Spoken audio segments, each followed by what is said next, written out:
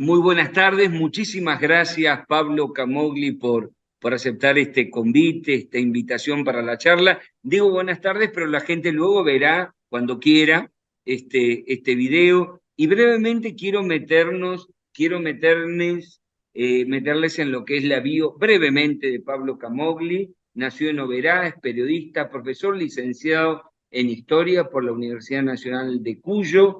Trabajó en diversos medios radiales, gráficos, digitales y televisivos de Argentina y Brasil, columnista de radio y televisión en Misiones, historiador, colaboró con la revista Todos Historia, qué gran revista de dirigida por Félix Luna, fue contenidista del canal Encuentro, formó parte del equipo de investigación de Línea de Tiempo en la ocupación del espacio misionero, 2011, un proyecto con el Consejo Federal de Inversiones, y un gran trabajo, me consta, del cual Felipe Pigna cada tanto menciona, que es el documental Misiones, Historia de nuestra provincia, realizado por Felipe Pigna y con un gran trabajo de Pablo. Recibió premio en el concurso Cátedra Sanmartiniana del Instituto Nacional Sanmartiniano en el 2007, una mención en el concurso de Historia Nacional organizado por el gobierno de San Luis en 2008, y recomiendo estos libros: Batalla de Malvinas, del 2007, Batallas por la Libertad, 2 años antes, 2005, Batallas entre Hermanos, 2009, Nueva Historia del Cruce de los Andes, 2011, con un trabajo de investigación extraordinario para el cual te mudaste a Cuyo un tiempo, Asamblea del año 13, libro que además publicaste en el año 2013 en el Ujú. marco del Bicentenario, Contame una historia 2014, Andresito, historia de un pueblo en armas, un texto indispensable del 2015, Pueblo y Guerra, historia social de la Guerra de la Independencia, un libro publicado nada más y nada menos que por Editorial Planeta, y actualmente también, siempre, pero publicó un libro de poesía. El título de esta charla, Pablo, que le pusimos es ¿Cómo defender la democracia o la política como historia del presente? Para esta primera charla, vos sabés que había pensado en distintas cuestiones, pero tengo frente a mí la declaración de una candidata a vicepresidente, querido Pablo, Victoria Villarruel, Mm. que dice: me sorprende que más esté incendiando todo y pretenda asumir el poder el 10 de diciembre. ¿Qué país querés asumir? ¿Un país devastado? Y cuando le preguntan, bueno, ¿qué hacer? Esa pregunta leninista, ¿cómo pensás resolverlo si no es con una tiranía? Entonces, primer subrayado, tiranía.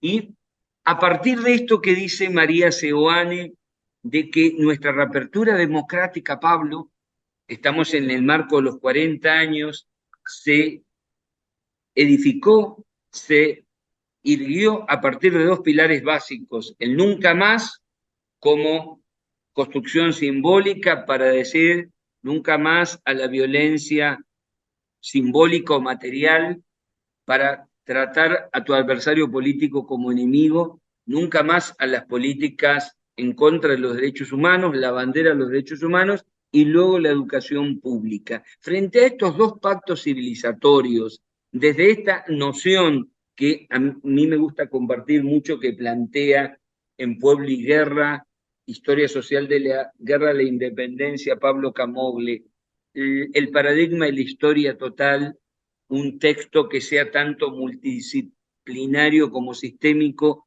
¿Cómo ves, a 40 años de la reapertura democrática, la relación entre la sociedad, lo que ofrece el balotaje y estos dos pactos civilizatorios con los que arrancamos la reapertura democrática? Bueno, yo creo que estamos en un momento yo, bueno, todos estos últimos 2, 3 meses vengo dando bastantes charlas, sobre todo en los colegios secundarios, para hablar de los 40 años de democracia. Y lo que yo planteaba era un poco que la democracia tuvo distintas etapas, ¿no? Desde el 83 para acá.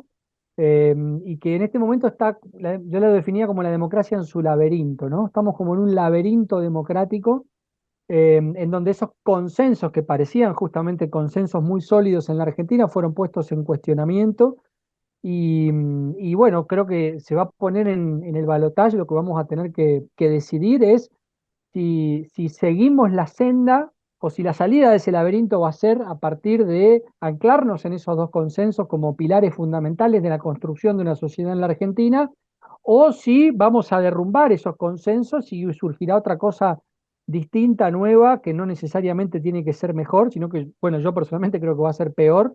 Lo están anunciando claramente, como esta declaración de Villarroel anunciando una tiranía para poder resolver los problemas del país, algo que nunca resolvió nada. Entonces, bueno, a mí me parece que la democracia está en una situación de crisis, eh, fundamentalmente porque no logró en estos 40 años resolver aquello que venía a resolver, ¿no? Bueno, yo también, una de las frases que usé mucho en estas charlas era lo que planteaba Alfonsín, eso de que con la democracia se come, se cura y se educa. Hoy, para parte de la sociedad, la democracia no está dando, no está garantizando esos derechos básicos que tenemos cada uno de los ciudadanos. Y lo que aparece como nuevo es que eh, algunos empiezan a dudar de si es la democracia el ámbito que va a permitir alcanzar estos derechos fundamentales que tiene toda sociedad. De todas formas, yo siempre soy optimista, soy un convencido de la sabiduría del pueblo argentino a la hora de tomar decisiones, y creo que hay un espíritu levemente mayoritario que se va a expresar el próximo domingo, y que va a ratificar la senda democrática como el camino para resolver los problemas que tenemos en la Argentina, porque así ha sido en estos 40 años. En todo caso, después vendrá la responsabilidad de la dirigencia política, que en estos 8 años ha dejado mucho que desear en muchos niveles, para empezar a resolver esos problemas, digamos. Con una sociedad con 40% de pobres es lógico que se genere espacio para estos tipos de discursos de odio, discursos antidemocráticos, discursos autoritarios, discursos que plantean, digamos, una sociedad totalmente desigual, e inequitativa. Pero en la medida en que la dirigencia política, la dirigencia empresarial, la dirigencia comunicacional, la dirigencia sindical, las dirigencias en general, todos los intelectuales, la sociedad en su conjunto, logren retomar la senda de este desarrollo para la Argentina, me parece que estos discursos van a volver a quedar en un segundo plano y van a volver al lugar de expresiones mínimas, de expresiones muy minoritarias dentro del marco de la democracia argentina. Esa es la expectativa que yo tengo y me parece que se va a expresar el próximo domingo, esto que estamos viendo. Pero sí, retomando la pregunta, me parece que estamos en un momento de crisis democrática. Me parece que fue un sacudón fuerte todo lo que estamos pasando en este mes desde las PASO, estos 2 meses desde las PASO hasta hoy. Las PASO fueron un llamado fuerte de atención a toda la sociedad en su conjunto. Yo lo denominé como un pedido de auxilio, ¿no?, de la sociedad, de decir necesitamos salir de esta crisis, necesitamos mejorar nuestra vida, necesitamos terminar con estos problemas, y fue la propia sociedad la que en las generales empezó a buscar la mejor alternativa y me parece que esa búsqueda se va a terminar de expresar el próximo 19 con lo que yo calculo va a ser un triunfo de Sergio Massa y de las fuerzas democráticas que se han encolumnado detrás de eso que él plantea muy inteligentemente y muy atractivo, que es esa idea de la unidad nacional para retomar el consenso democrático y relanzar la democracia por los próximos 40 años, si queremos poner una fecha similar a la que venimos transitando hasta ahora. Bien, considerando que te tenemos ahora y te tenemos que aprovechar, historiador, siempre hemos dicho, Pablo, que la historia es la política de la memoria y siempre está en disputa, y la política es la historia del presente. Milei construye, y por eso es tan importante la pedagogía de la memoria en clave emancipatoria, que la Argentina está hace 100 años en decadencia y que era primera potencia mundial. Es decir, antes del surgimiento de los grandes movimientos, irigoyenismo, peronismo, pero me gustaría que puedas encuadrar, a ver, eso por un lado, y lo segundo, es decir, ¿a qué país se remite las falacias que seguramente marcarás. Y segundo, ¿por qué es falso que se inscriba en la doctrina del liberalismo argentino, o en todo caso, qué hay que decir acerca del nacimiento de una nación y del liberalismo argentino? Bueno, hay varias cosas. Primero que eso de que Argentina era la gran potencia mundial es totalmente falso. Primero y fundamental porque no había estadísticas mundiales hace 100 años atrás con las cuales poder establecer un ranking de países. Y en segundo lugar, porque había países para ese momento que con solo comparar un poco, sin que existiera un marco de estadísticas importante, uno se da cuenta que la Argentina no era una potencia, porque había países mucho más desarrollados, que tenían una muchísimo mejor calidad de vida de la que había en la Argentina en aquel momento. La Argentina era un país agroexportador exclusivamente, que no tenía ningún tipo de industria, digamos, todo el desarrollo, por ejemplo, de sus ferrocarriles había sido importado de Inglaterra, que es la que había fabricado los trenes, había fabricado las locomotoras, había traído el sistema, había traído la inversión, lo había desarrollado y lo había hecho para desarrollar un modelo económico que era el agroexportador, que era el que alimentaba el aparato industrial de ese enorme imperio que era Gran Bretaña a fines del siglo XIX, principios del siglo XX, que estaba, por supuesto,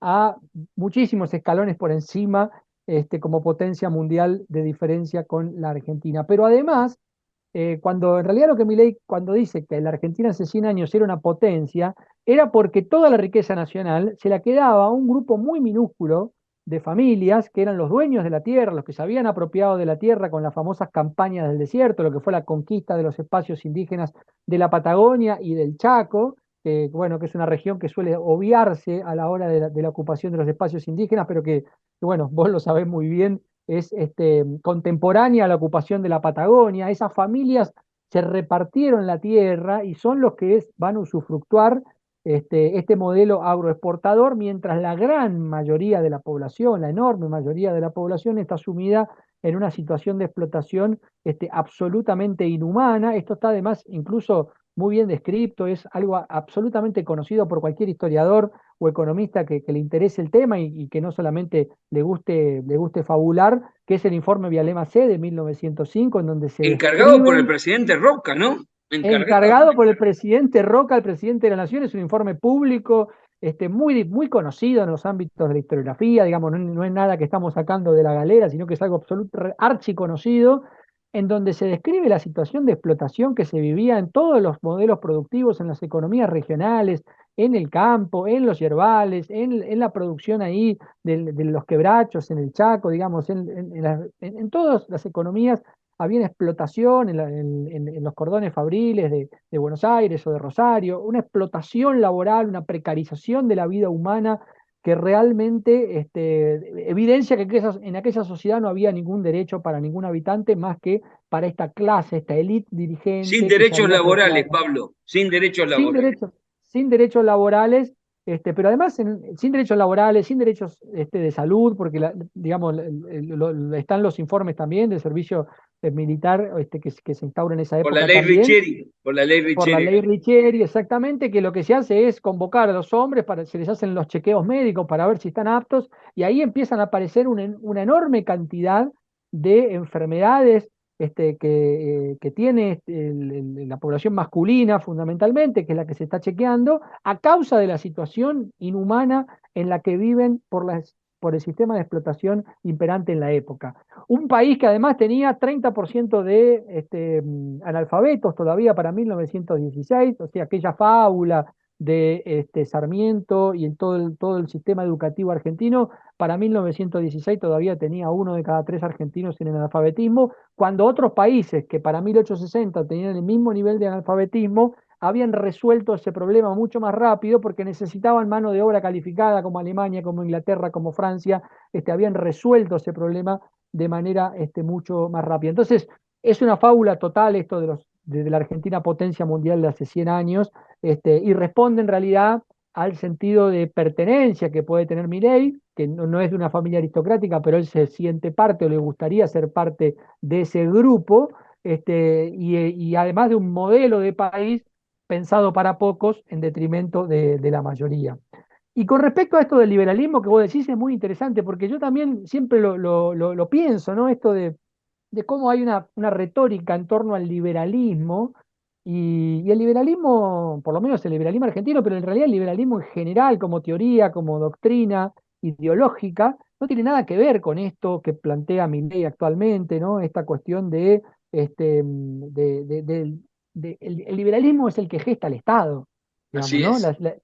El liberalismo es el que gesta el Estado porque Las repúblicas, necesita, la república es el que necesita leyes, un marco legal, justamente un Estado que regule, que organice la sociedad para sacarle el control, el monopolio de ese control económico, social, cultural, político que tiene el rey, que tienen las monarquías. Entonces, los liberales lo que hacen es gestan el Estado para poder tener ellos es una participación. creación liberal, digamos, el Estado como creación Exactamente. liberal.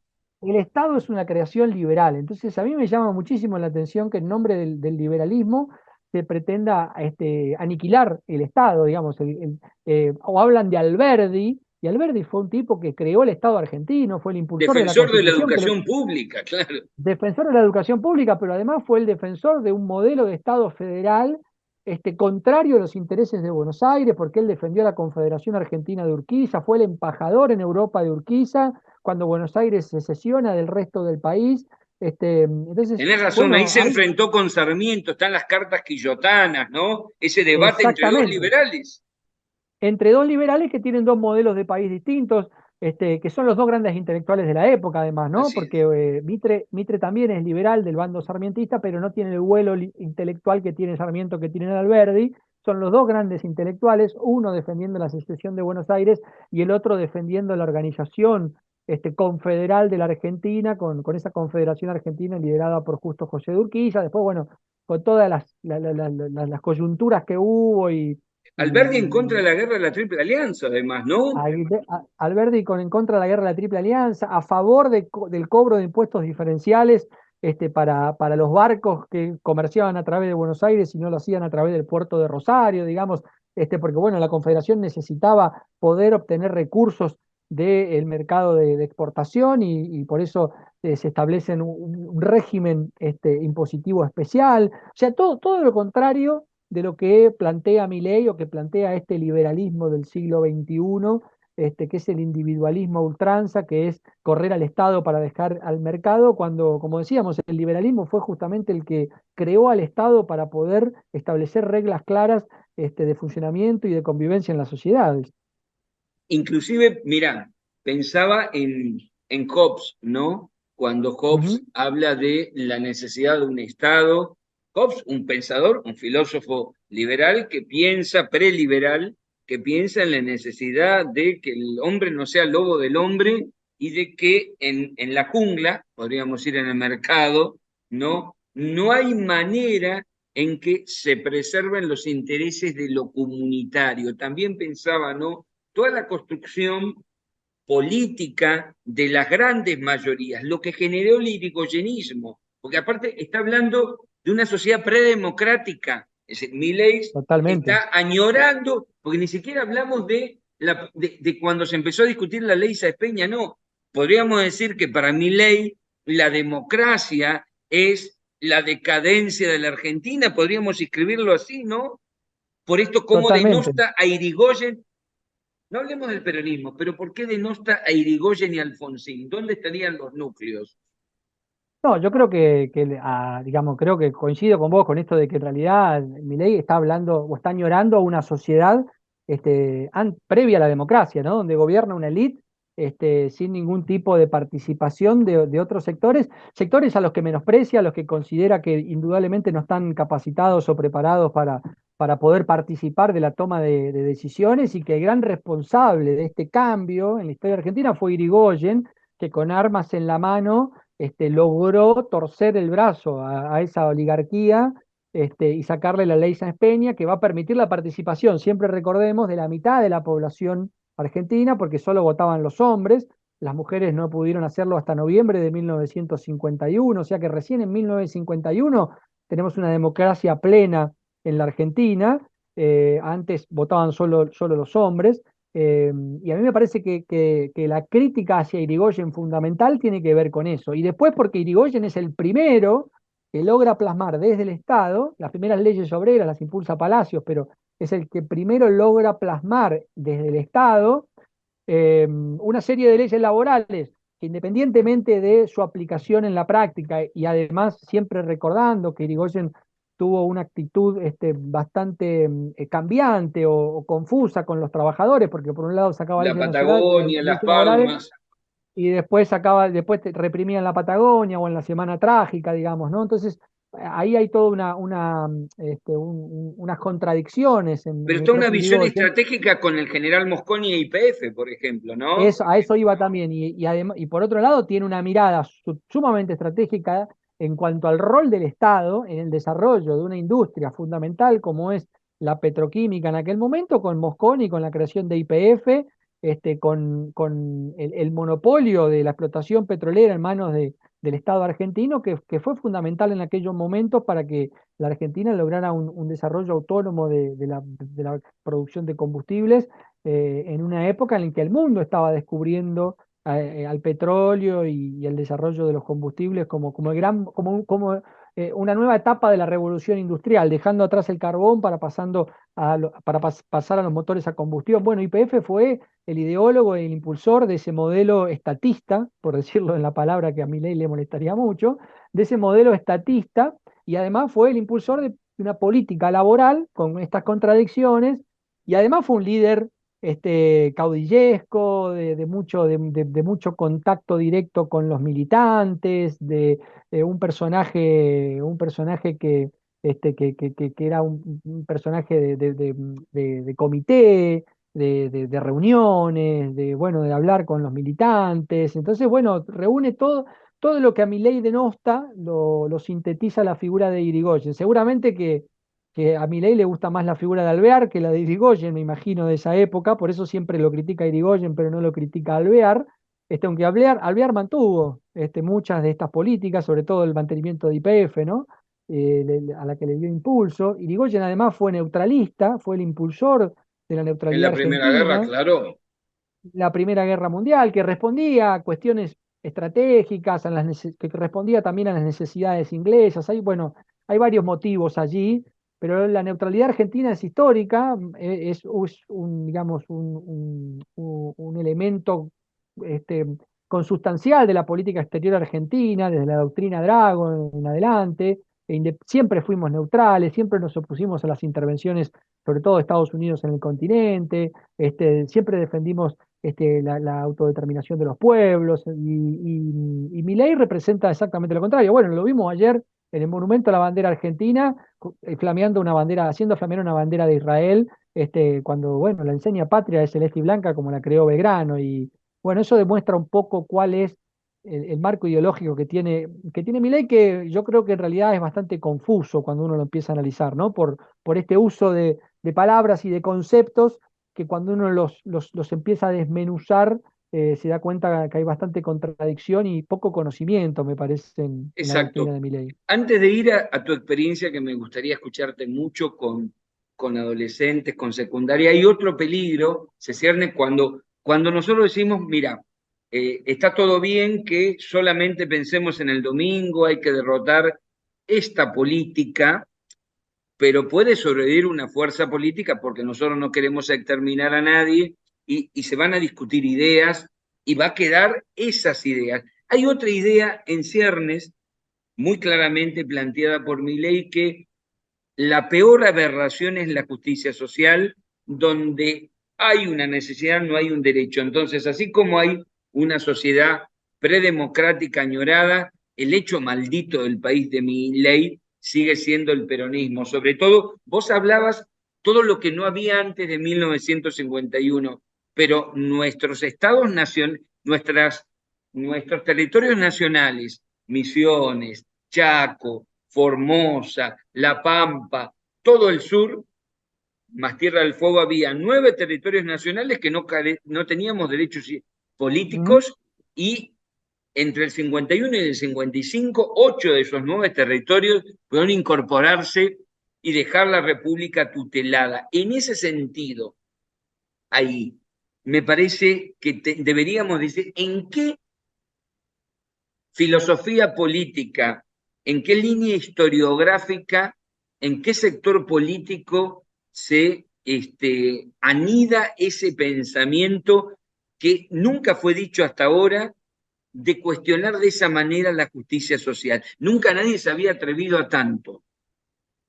Sí, sí, eso es bastante novedoso, ¿no? Esa idea de esa crítica a la justicia social, porque incluso cuando derrocan a Perón en el 55 y se deroga la Constitución del 49, cuando se reinstaura la Constitución de 1853, se incorpora el artículo 14 bis, digamos, ¿no? Como dejando para la posteridad como un derecho garantido para todos los argentinos, los derechos de los trabajadores, que es un derecho ganado por la sociedad, incluso lo hacen los antiperonistas, dejan ese articulado como un nuevo marco legal que responde también a la lógica que estamos viviendo de posguerra y a la creación de la generación de los estados de bienestar en Europa y en Estados Unidos. Bueno, hay un cambio de época muy, muy marcado a nivel mundial, del que Perón fue precursor en la Argentina, ¿no?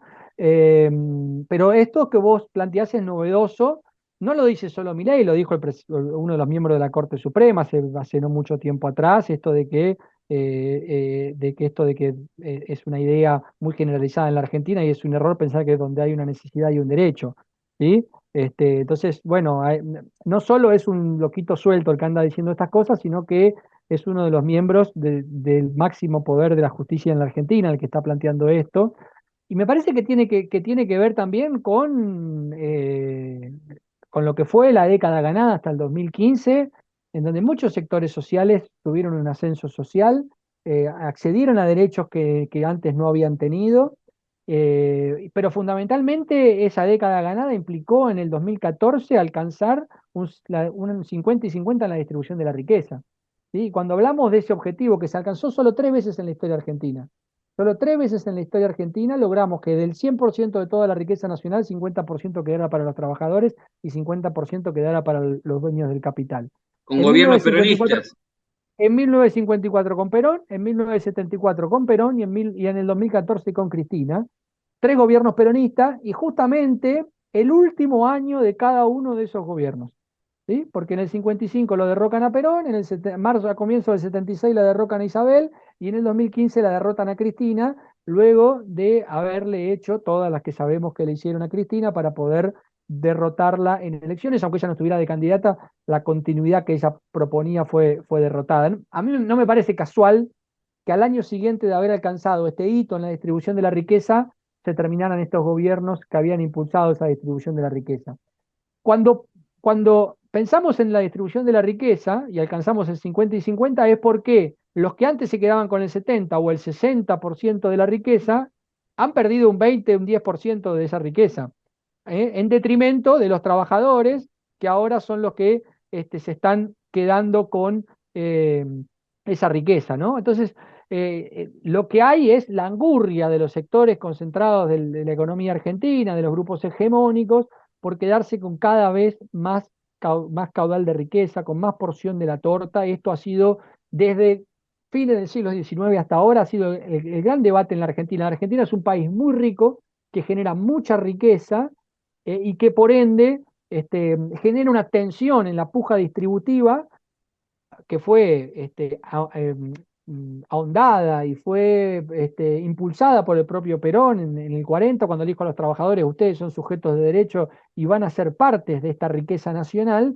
y a partir de ahí los trabajadores siempre nos sentimos con derecho a quedarnos con el 50% de lo que nos corresponde, ¿no? Entonces esa puja distributiva, de ahí sale la frase donde hay una necesidad y un derecho. Porque si hay una necesidad es porque hay una mala distribución de la riqueza. Eso es así, eh, y eso es, me parece que el gran elemento que ha tensionado la historia política argentina desde 1940 hasta la actualidad, ¿no? Y de ahí también los procesos inflacionarios que hemos tenido. La inflación en la Claro. Argentina es, por lo general, puja distributiva. Es la puja distributiva entre los sectores del capital y los trabajadores que están pugnando por quedarse con esa enorme torta que es la riqueza nacional en un país enormemente rico que tiene una población bastante acotada y que se podría distribuir esa riqueza de mucha mejor manera. Excelente. Teniendo en cuenta ahora la propuesta, la serie de propuestas que plantea Sergio Tomás Massa, Ujú. donde la centralidad está en un gobierno de unidad nacional, ¿cómo inscribís esta propuesta? ¿Cómo está leyendo Massa para vos este momento histórico global, este momento histórico internacional?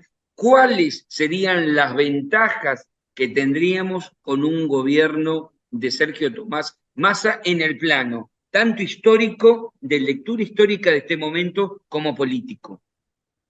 Bueno, a mí Massa la verdad que me ha sorprendido bastante como candidato, porque ha tenido primero que ha tenido una militancia, sobre todo desde que logró la centralidad política después de las PASO, ¿no? Se convirtió en en el centro político del gobierno y de la campaña. La ha dotado de una épica muy especial. Me parece que en ese sentido yo lo destaco mucho por la épica del trabajo, por la épica nacional, por la épica del consenso, del diálogo, por las propuestas que está haciendo, por las medidas que tomó, que eran medidas que se venían reclamando hace mucho tiempo, el tema de ganancias, el tema del IVA, bueno, muchas medidas que se estaban reclamando desde hace tiempo y que él las tomó en el momento en que obtuvo esa centralidad y pudo evitar los debates internos que estaban existiendo.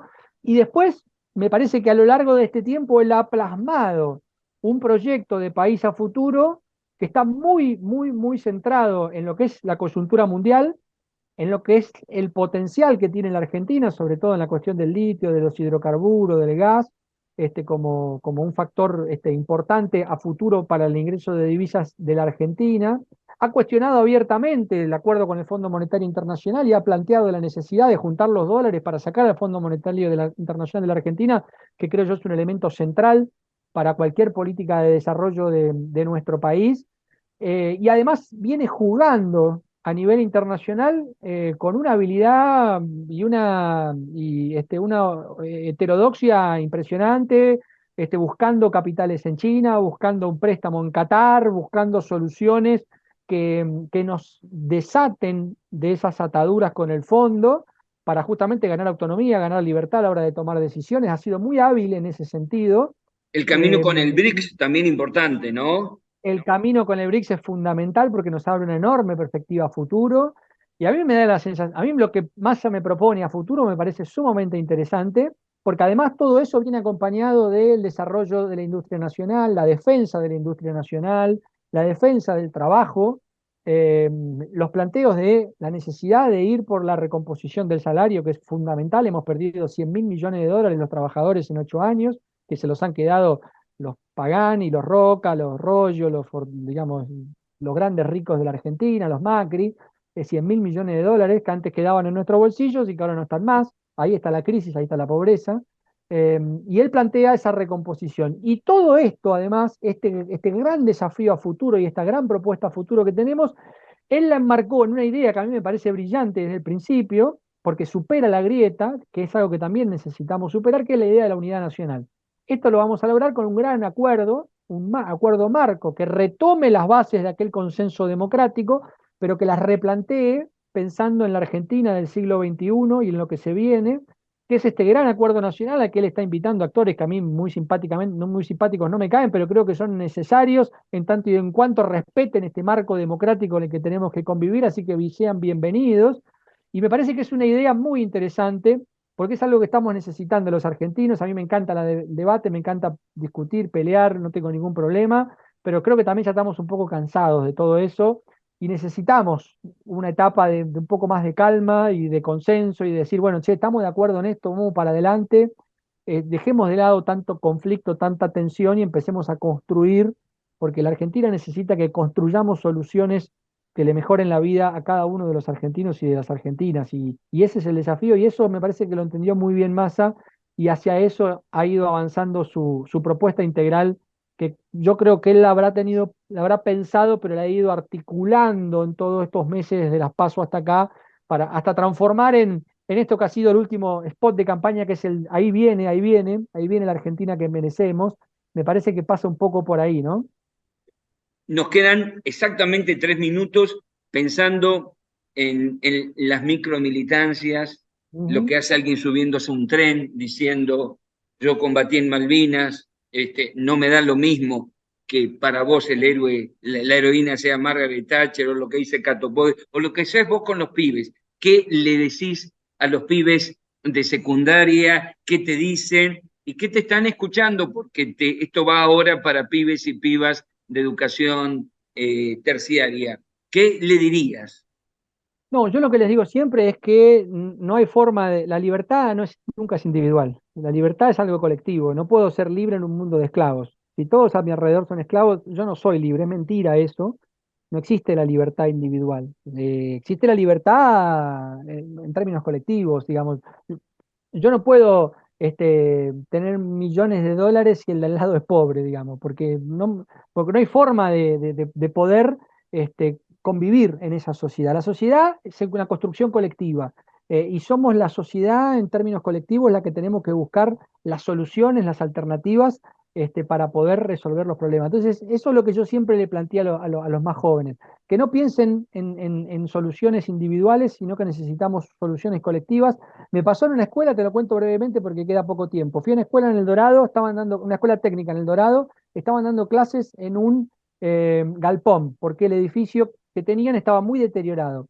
Había muchos votantes de Milei en esa escuela. Fue antes de las generales, entre las PASO y las generales. Cuando llegué me comentaron los docentes que la semana anterior habían hecho una sentada, habían cortado la avenida San Martín, que es la principal avenida del Dorado, para pedir la construcción de la nueva escuela. Y entonces me tomé de eso y les dije, bueno chicos, ustedes lo que hicieron fue política, ustedes hicieron un acto político, porque cortaron una calle, hicieron un piquete, no, pero no, nosotros no hicimos política, solo estamos reclamando a la escuela, no, no, ustedes hicieron política porque están reclamando un derecho que les corresponde. ¿Cuál es el derecho? El derecho a tener una escuela. Y ese derecho no es solo para vos o para vos o para vos, es un derecho para todos ustedes, pero es un derecho para los chicos que van a ingresar en primer año el año que viene, para los del otro año. Dentro de 10 años, dentro de 15 años, los chicos que todavía no nacieron van a ir a esa escuela porque ustedes reclamaron, hicieron política un día para tener esa escuela. Y entonces yo les planteé una actividad que era que piensen de los tres candidatos que había en ese momento, estaba Bullrich, Milei y Massa, ¿cuál de los tres le podría dar respuesta a eso que ellos estaban reclamando? Y por supuesto, cuando charlamos un rato, la conclusión era que el único que podía resolver eso era Massa, porque la solución iba a venir de manos del Estado, si no, no iba a haber solución posible. Bueno, eso fue uno de los tantos ejemplos de cómo a partir de su vida cotidiana pudimos reflexionar sobre lo que estaba pasando en la Argentina. Se nos terminó el tiempo. Te agradezco de corazón la historia como política de la memoria, la política como historia del presente. Un fuerte abrazo. Gracias a vos, te doy un abrazo grande y saludos para todos. Gracias.